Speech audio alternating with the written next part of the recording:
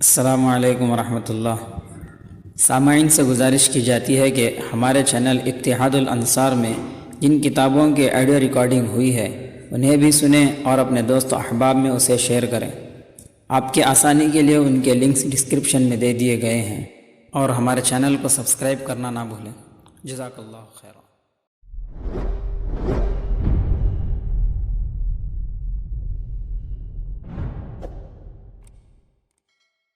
بسم اللہ الرحمن الرحیم۔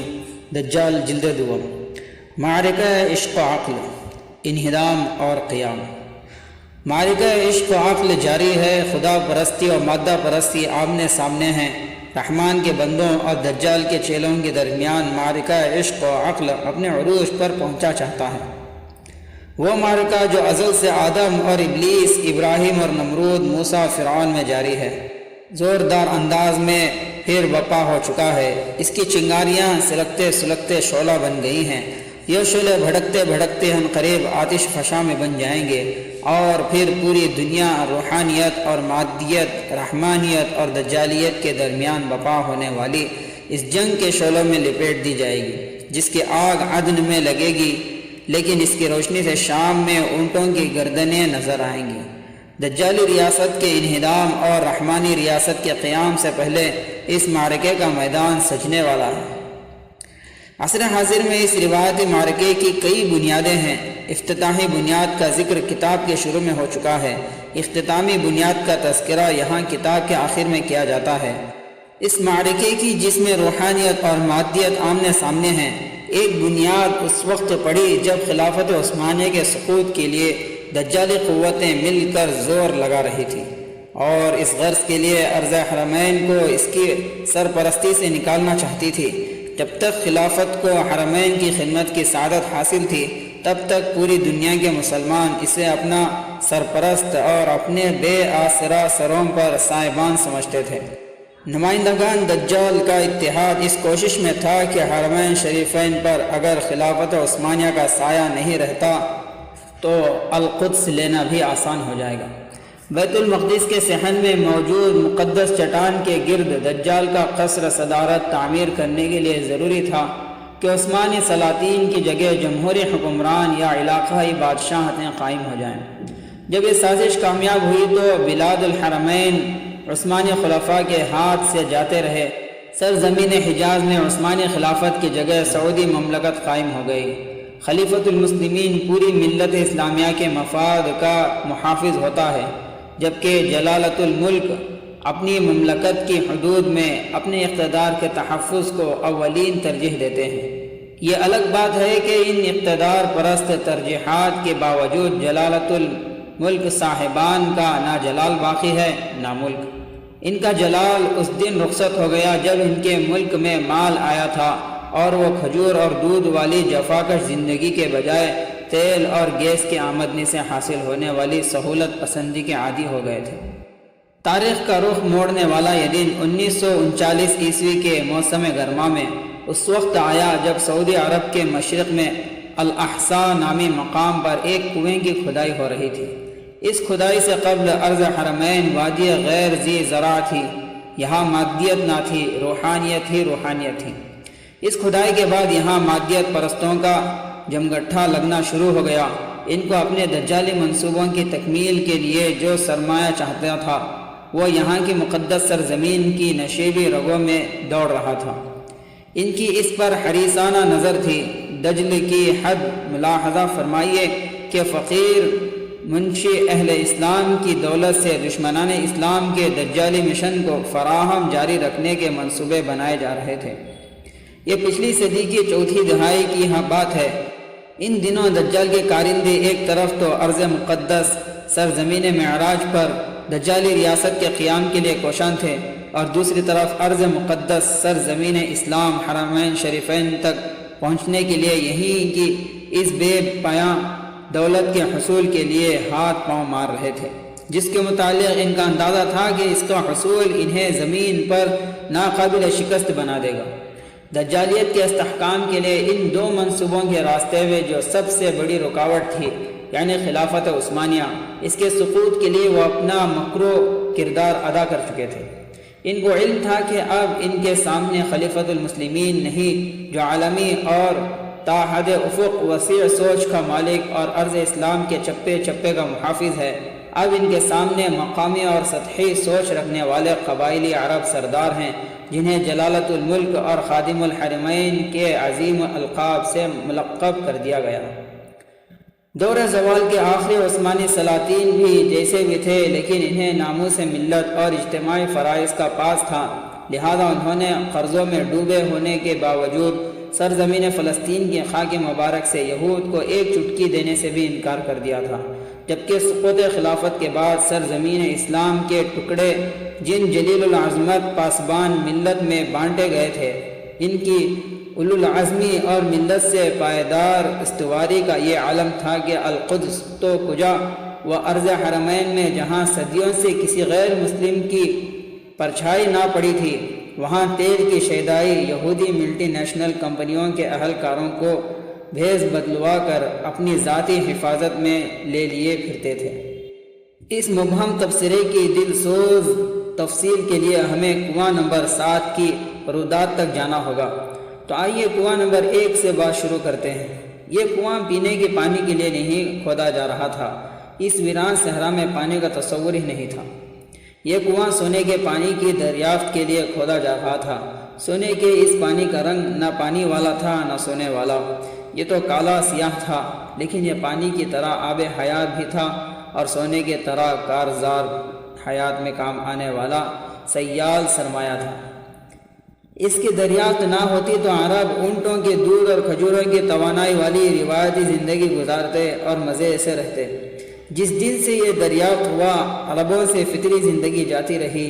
یہ زندگی اب صرف قبائلی پختونوں کے پاس ہے، اس لیے عرب سے دنیا بھر کو حسد تو ہے، لیکن محسود عرب حاسد عرب کے چنگل میں ہے۔ پختونوں سے بھی دنیا کو قدرت ہے اور ان میں بھی محسود ہے، لیکن وہ حاسدین کے چنگل میں نہیں۔ آپ کو شاید یہ بے معنی اور بے ربط باتیں سمجھ نہ آئیں گی، اس لیے 3 جڑواں شہروں کی کہانی آپ کو سناتے ہیں جہاں حرص و ہوس کی ہنڈیاں حسد و بغض کی آنچ پر پکائی گئی تھی۔ سعودی عرب کے مشرق میں کویت کی سرحد کے قریب سعودی عرب کے 3 جڑواں شہر واقع ہیں۔ نمبر 1 زہران، جسے دہران بھی کہتے ہیں، نمبر 2 الخبر اور نمبر 3 دمام۔ یہ پنڈی اسلام آباد یا کوٹری حیدرآباد کی طرح قریب قریب واقع ہیں۔ زہران سے الخبر 10 کلومیٹر ہے اور دمام 18 کلومیٹر۔ تینوں کے بیچ میں 2 رویہ صاف شفاف وسیع اور کشادہ سڑکیں ہیں، جن کی بدولت چند منٹ میں ایک شہر سے دوسرے شہر پہنچا جا سکتا ہے۔ ان 3 شہروں کے نیچے تیل کا سمندر معجزن ہے۔ یہاں اتنا تیل موجود ہے کہ بقیہ پوری دنیا میں موجود تیل کا غالب حصہ اس کے ایک کنویں میں آ سکتا ہے، جس کا نام کنواں نمبر 7 ہے۔ یہ تیل عالم اسلام کے مرکز سرزمین اسلام ارض حرمین کی ملکیت ہے، لیکن اس کے مالکوں کو نہ یہ اختیار ہے کہ اسے نکال سکیں، نہ یہ قدرت ہے کہ اس کی قیمت طے کر سکیں، اور یہ نہ ہی حیثیت ہے کہ اس علاقے میں آزادانہ آ جا سکے۔ جب 20ویں صدی کی تیسری دہائی سے تیل کی تلاش شروع ہوئی تو کسی غیر مسلم کی ہمت نہ تھی کہ ارض مقدس میں آمد و رفت رکھے۔ اس وقت ارض اسلام خالص روحانی مرکز تھی، جہاں مادیت پرستی کا سایہ نہ پڑا تھا اور نہ یہاں دجال کے کارندوں کے قدم لگے تھے۔ ڈائریکٹر حج آف پاکستان بحر اللہ ہزاروی نے حکومت سعودیہ کے بانی شاہ عبدالعزیز کی سوانح لکھی ہے، جو حکومت سعودیہ کے شاہی خرچ پر چھپی ہے۔ اس کے صفحہ نمبر 404 سے لے کر 407 تک وہ تصاویر ہیں جن میں ان امریکیوں کو روایتی عرب لباس میں ملبوس دکھایا گیا ہے، جو یہاں تیل کی تلاش کے لیے آئے تھے، کیونکہ مغربی لباس میں کسی شخص کی آمد کا اس علاقے میں تصور بھی نہ کیا جا سکتا تھا۔ آرامیکو آئل کمپنی کے یہودی ڈائریکٹر نے اس کشمکش کا کسی حد تک نقشہ کھینچا ہے جو اس وقت کے مسلمانوں اور امریکیوں کے درمیان پائی جاتی تھی۔ آگے بڑھنے سے پہلے اس پر ایک نظر ڈالتے ہیں۔ ہم سے تیل نکالنے کا معاہدہ کر کے ابن سعود نے بڑی شجاعت کا مظاہرہ کیا، کیونکہ یہ وہ علاقہ ہے جہاں کسی غیر مسلم نے قدم نہیں رکھا تھا۔ صحرا کے بدوؤں کے لیے کسی کافر کا اس علاقے میں قدم رکھنا نہایت خطرناک تصور کیا جاتا تھا، لیکن شاہ عبدالعزیز نے نہ صرف ہم سے تیل کا معاہدہ کیا بلکہ ہمیں وہ تحفظ دیا جس کا ہم اپنے ملک میں بھی تصور نہیں کر سکتے تھے۔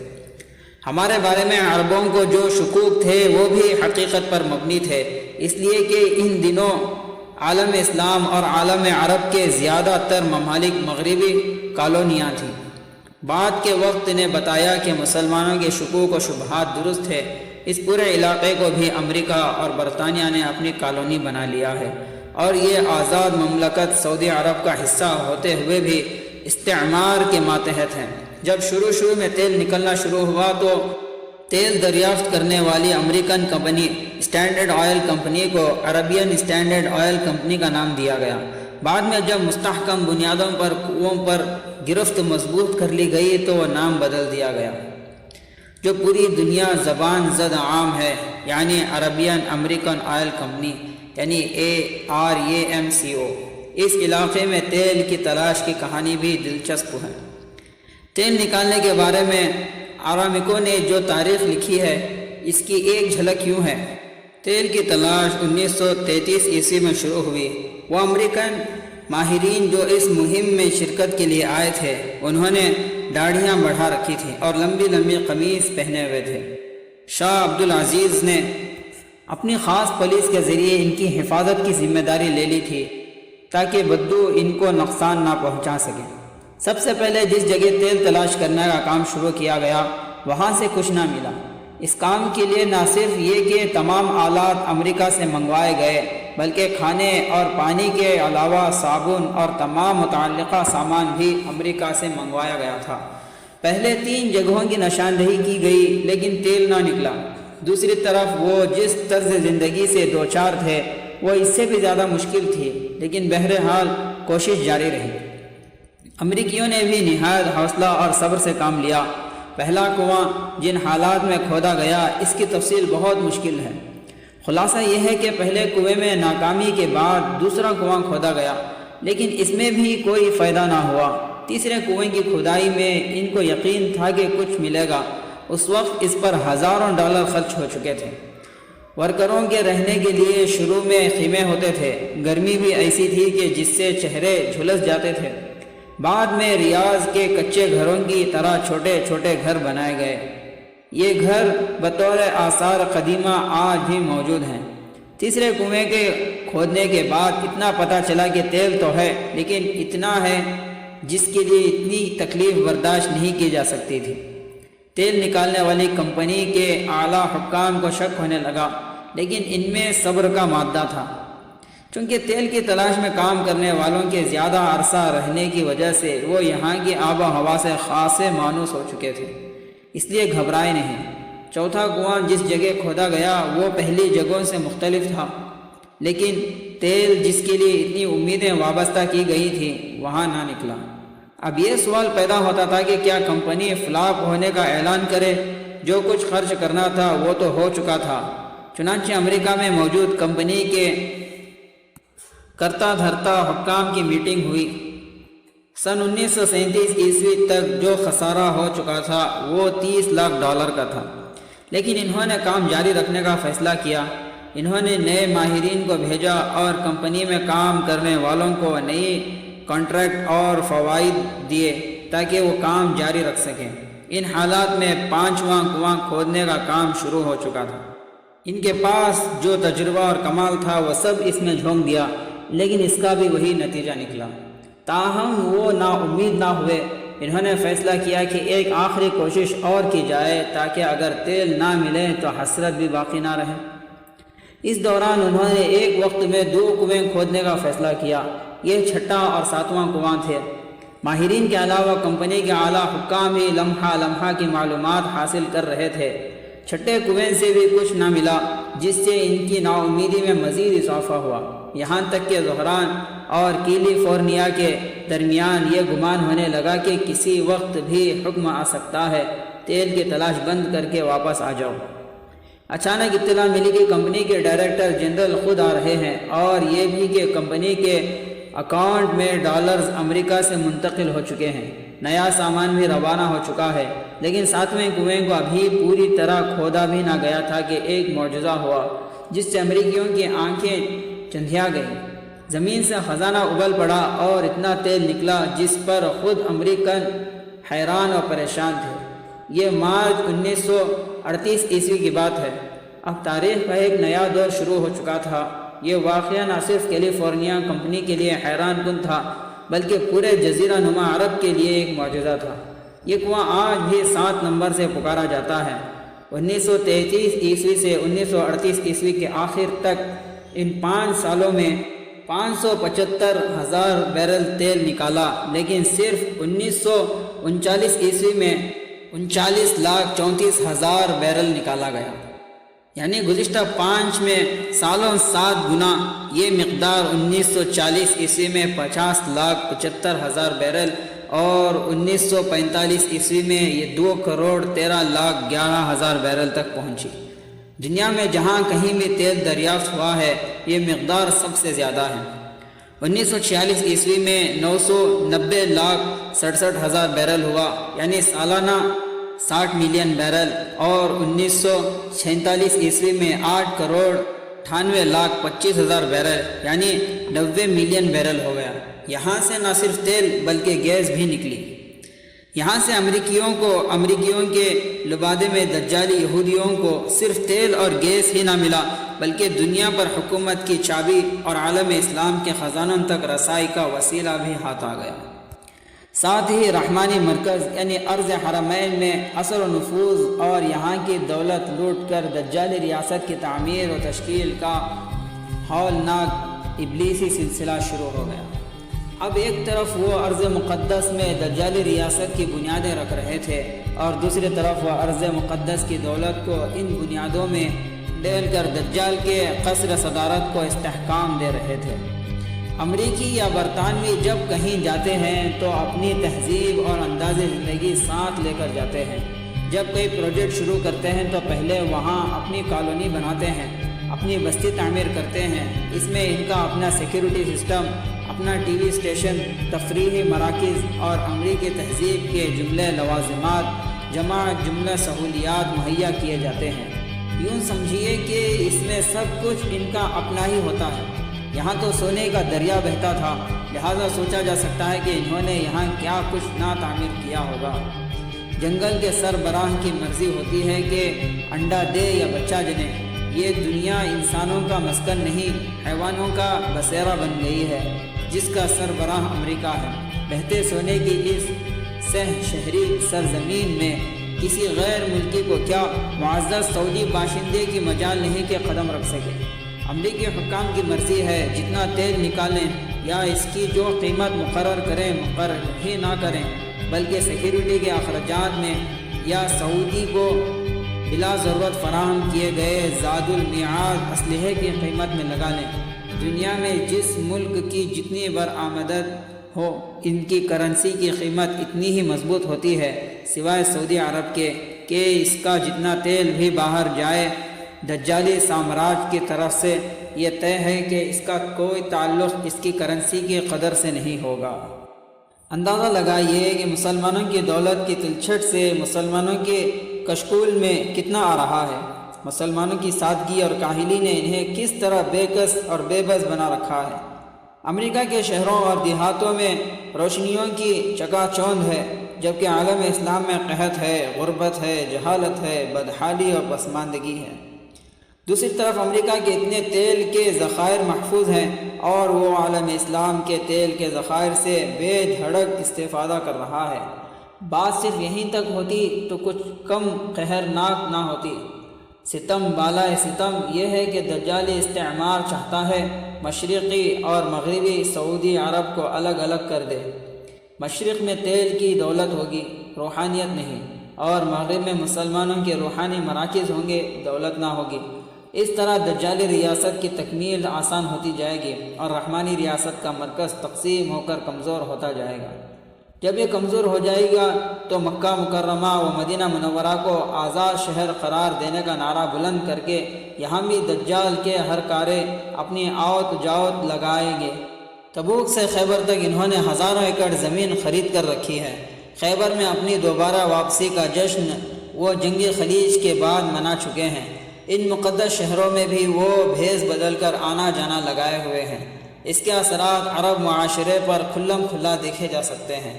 جب خدا نخواستہ کھلی آزادی مل جائے گی تو ان کی کارستانیاں کیا کچھ ستم نہ ڈھائیں گی، اس کا اندازہ لگایا جا سکتا ہے۔ حرمین شریفین کی طرف پیش قدمی کی اس دجالی مہم کا آغاز القدس کو آزاد شہر بنانے کا غلغلہ بلند کر کے کیا جا چکا ہے۔ جب حرم ثالث پر اس بہانے دجالی تسلط تسلیم کروا لیا جائے گا تو حرم اول و ثانی ارض مکہ و مدینہ کی طرف ناپاک نظریں کھل کر اٹھانا شروع ہو جائیں گی۔ یہ ہے مرحلہ وار منصوبہ اور یہ ہے دجل پرستوں کی زہریلی تمنائیں۔ دجل سے لتھیڑی ان ناپاک آرزوؤں کا علاج سہولت پسند ہو جانے والے عرب کے پاس نہیں، بلکہ اس کا علاج ان مسلمانوں کے پاس ہے جو اللہ کے نام پر اور اللہ کے نظام کو پوری دنیا پر قائم کرنے کے لیے اپنی جان قربان کرنے والے ہیں۔ ان کے پاس اس کا علاج ہے۔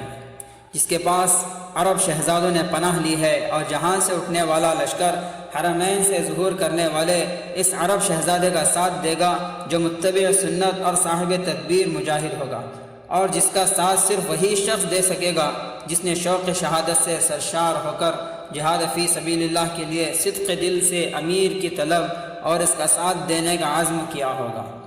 دنیا اسلام میں سے کسی نے سائنس اور ٹیکنالوجی میں مہارت کو ترقی کا ذریعہ سمجھا، کسی نے اقتصاد و معیشت کی بہتری کا رونا رویا، کسی کو یہ دور میڈیا کی جنگ کا دور نظر آیا۔ یہ سب کے سب مغرب کا تعاقب کرتے ہوئے ترقی کا راز اس دشمن کے نقش قدم کے تعاقب میں تلاش کرتے رہے جو ان سے 500 سال آگے تھا، جبکہ کہساروں کے ان خدا مستوں نے جہاد کی ٹیکنالوجی، غنیمت کی معیشت اور ایمان و عزت کی جنگ میں دیوانہ وار کود کر ثابت کر دیا کہ ان ساری چیزوں میں ترقی ضمنی اور ثانوی درجے کی چیز ہے۔ کفر کی ہوش ربا ترقی کا علاج کفر شکن جہاد میں ہے۔ اس کے علاوہ ہر تدبیر غلامی کی زنجیریں مزید تنگ تو کرتی ہیں، انہیں کاٹنے کے کام نہیں آتی۔ موجودہ عالم استعمار جو دجالی قوتوں کی